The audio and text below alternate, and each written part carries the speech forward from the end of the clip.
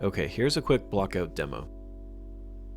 I ended up taking the Studio Ghibli Grogu short and tracing over a couple of the illustrations and turnarounds from it, and then added it into zBrush using Spotlight. One thing to watch out for is when you use Spotlight, just make sure you turn off the Spotlight projection. This can be found under the brush menu and then go under samples, and it's the last option.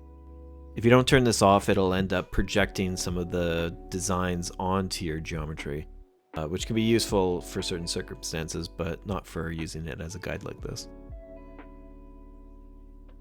From there, I've taken the startup sphere and I really just keep on duplicating it. The main goal of this blockout phase is to get all of the forms into the scene as fast as possible.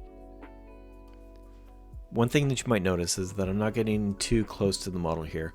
I don't care about detail, I'm really just blocking in all our forms and just focusing on silhouettes. So at this stage, I'm only really using a couple brushes. My main brushes are my Move Infinite, and my Clip brush. And then every once in a while I'll bring in like an Inflate, Smooth, and the odd High Polish and Clay Sculpt. But it's primarily just moving and switching between like AccuCurve for a little bit more harsher, pointier control versus with it off having a little bit more softer control.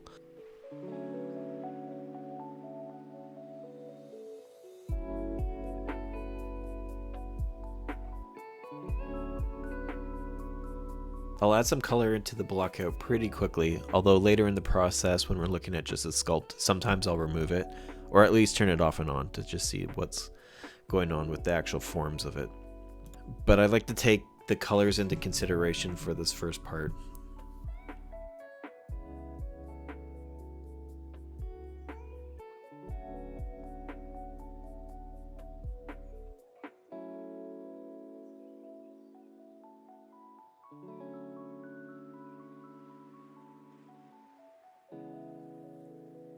The other main tool that I use is the Bend Curve, which is great for pulling, bending, and wrapping geo around other forms. You can also scale, rotate, and squeeze different sections of the curve to get the achieved look that you want.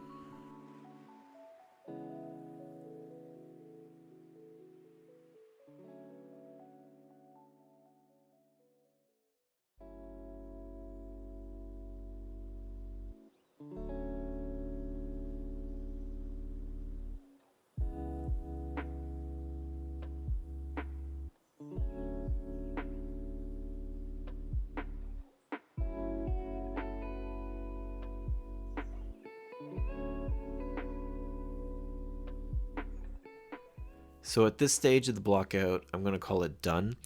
There's still some proportions that I want to work on, and we'll fix out some of the lumpy areas, but it'll be easier to do after I clean up the model a bit.